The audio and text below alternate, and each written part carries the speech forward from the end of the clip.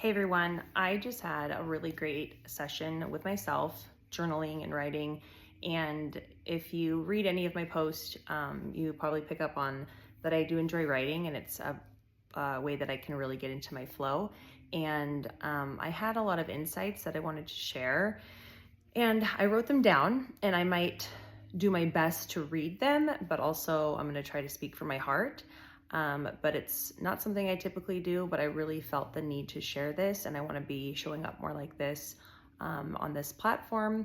So this is my attempt. I guess I wouldn't even call it an attempt. This is just me showing up in the way that I can right now, and I hope that I can improve in my delivery. But for right now, this is how I'm going to do it.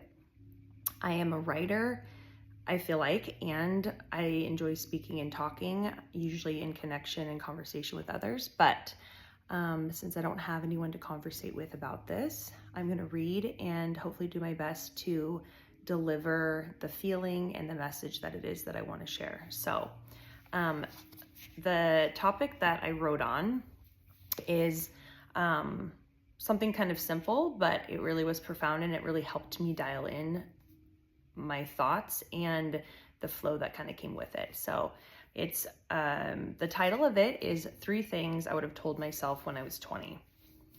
Number 1, spirituality does not equal religion. Spirituality is the essence of who you are. It's not outside of you, but it's in you, and it's your story. At a young age, I guess I was trying to think back to a story of my own in which I could remember the first time that spirituality to me was connected to religion, and when I felt that equated to it.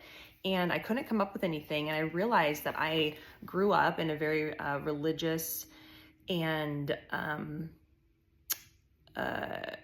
specific, community that I was born into. And so essentially, I never really knew the difference between spirituality and religion. They were just one and the same. And in effect, I actually really didn't even know what spirituality really was. I just knew what God was, what Jesus was, what Christianity was, but I didn't actually know the essence of like myself and my spirit. And so I never really felt the separation of that because I always just had known it. To me, the spirit and soul meant Jesus, something outside of myself, God, a different being, and essentially, expressed as a man. This was who I was essentially searching for, and it showed up as this is how, and here are the rules and steps in order to find him and it. AKA the religion, the doctrine. And I want to say a side note that all this to say is that this is my personal experience. I am not here to put down any religion at all, its importance and its validity and the value of it. This is just my own personal perspective and relationship that I experienced growing up. And I just want to speak to it as authentically as I can. Spirit was not defined as who I was uniquely within. And spirit already knows that it is spirit, which is source, higher self, ultimate love.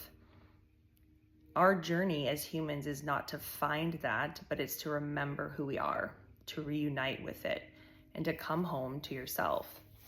My association with spirituality really was with rules, judgment, separation, disconnection, friction. And really because of that, I denied my spirit for years. Actually decades. It always showed up trying to get my attention, but I had no new container in which to hold it. I always felt a pull, especially at hard times in my life. I felt that there was a pull to reconnect with that part of myself, but I had always known it as defined by a specific religion or church.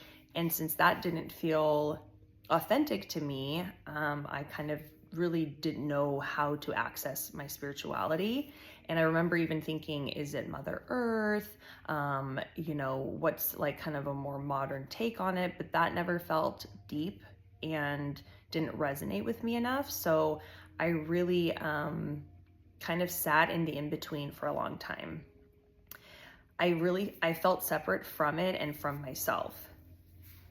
I would have told myself that my spirit was not only a piece to the mind, body, and spirit connection, that triad, but really that it's at the core of who we all are, that we can never separate from it, and that it cannot be confined within walls, dogma, or even history. It is, always was, and always will be me, and that I could embrace it with open arms. And that brings me to number 2, which is that creativity, artistic expression, and even emotional expression is not just a luxury or a cute pastime. It's not to be overlooked or discounted, but it is actually a necessity to the human experience. Essentially, creativity and the expression of that through art, artistic expression, whatever that may be, does not have to be actual art. It is just the making and the creative and the playing that we do as humans. And it's also expressed in our emotions. That is really spirituality, our essence, our energy, our heart, and what makes us unique, original beings. It's all of that revealing itself. I wish I knew the importance of embracing and owning this as though I had no other option. That it is an essential part of life and should be valued as much as or more than the other necessities of life. And by that I mean growing up obviously in a culture in which a lot of other more practical, dogmatic, logical types of expressions or pursuits are more valued than maybe the more creative, sensitive, artistic ones. I saw it as more of a extra, that it wasn't really a need, and that these other things were more important. As a child, and I think everyone can relate to this, we are always creating and playing, and it comes so easy. I am also highly sensitive, so the depth of my creativity and how I could tap into my emotions was felt and expressed with a lot of intensity. I mean, I remember as a child and an adolescent, how my creativity would just flow.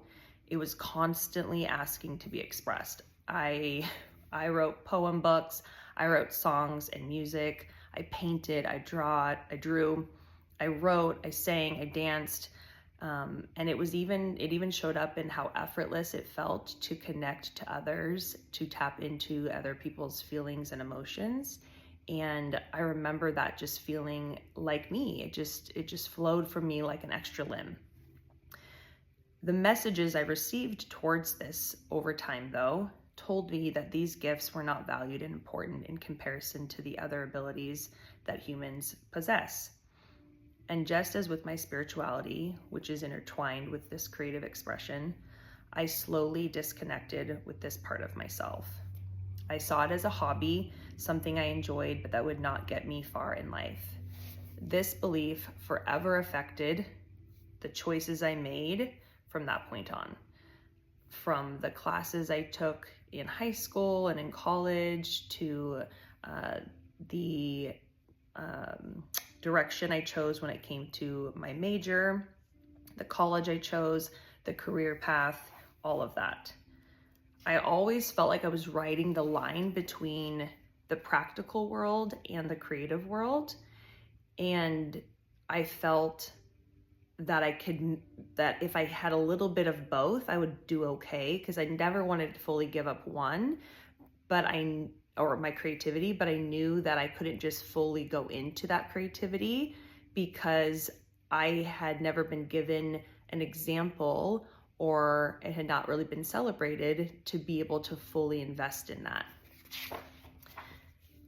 I had one foot in both the worlds, never fully expressing my gifts or learning how to celebrate, honor, and build on them, which left me with a shaky confidence in those abilities. You know, I thought I was an okay artist, an okay writer, an okay fashion design student, but I never really could indulge myself in pursuing those callings, and I didn't think I was good at them, so I chose the 50-50 route instead, something more practical, and I hoped that it would pan out. All of this came full circle, though, when I finally decided at 24 to pursue my desire to be a hairstylist, which I eventually found was the perfect creative medium for me. I could build connections with others, and I could also design and create at the same time. These first two ideas, the spirituality and the creative expression, the lessons I kind of wish I had known then, their value, their importance, and their necessity, it was not only important and necessity to my own journey in self, but it is a necessity to the world. This is what I would have told myself. It's a necessity to the world and to your community. It was the suppression of those qualities that led to the disconnect, or part of the disconnect, and the gap within myself. And that gap was longing to be filled, and there was a bridge that needed to be made, a longing for connection. And rather than cultivate that within myself, which admittedly and understandably I had limited skills and awareness to do, but I did the next best thing. I coped and I developed a strategy. I looked to fill that void, and I looked to outside relationships for a connection to complete me. And that is what brings me to my third point, or I guess lesson or insight that I would tell myself. And it's that I wish I knew that connection, belonging, and that bridge that I was looking for, that it could and would never be in someone or something else. What I used to source as a child from myself for my purpose, my passion, my meaning, my sense of belonging and value, that all came from me being me. It came from creating and making and expressing and connecting to my emotions. It was led by my intuition. I tapped into my flow and the freedom that came with it, and my own spirit and energy. All of that was how, as a child, I knew how to be me.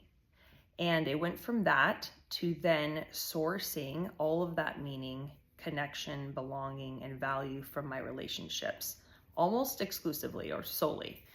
I remember telling myself and friends, like, I'm so good in relationship, and that's just where I thrive. That's my strengths. Those are my strong suits. And while I do believe I have a unique gift and ability to connect with others, at that time, I wasn't able to separate my gifts and natural abilities from my deep need to be valued, worthy, and accepted, mostly in relationship. The result was that I outsourced my voice, my sovereignty to others, specifically men. And their voice and opinions became stronger, louder, and carried more weight than my own. I might get a little emotional. I lost myself in relationship. I became the very definition of codependence. Ooh. Yeah, sitting with that one. And here's what I would tell myself. And I'm gonna get really vulnerable because this is part of the process. So I wish I could hold that younger version of me in a huge embrace and validate to her all those knowings, feelings, and small voices within her, telling her, you are right, you are good, you are worthy, you are valued, fully expressed, is exactly who this world needs. And no one knows you better than you.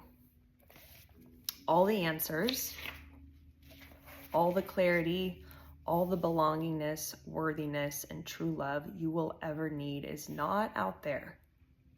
It's not, and this is in all respect, it's not going to be in a specific religion. It's not going to be found in the four walls of a church. It's not found in your family system.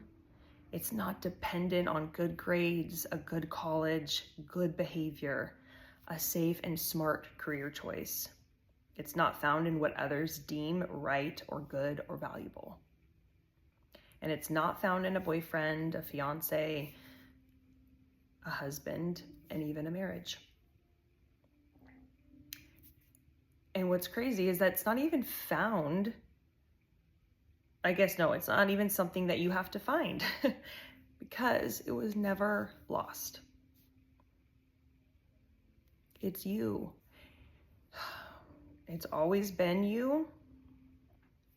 It's your unique heartbeat. It's your perspective, your original expression. It's the thing that lights you up. It's your voice, your soul, the essence from which everything flows. It's remembering who you are. Making a home within yourself. Coming back to yourself. That is true connection. That is true love. And that is true living. So, I don't know, I guess to my younger self, that is all of the things I would say. And I'm saying them to my version of myself now, who I was even 5 minutes ago. And I'm saying it to whoever needs to hear it and whoever this resonates with. These are my experiences, and this is part of my story, the story that I want to share, the voice that I've always longed to have heard. And I'm really excited to get to share this part of myself with you all. So thank you. Much love.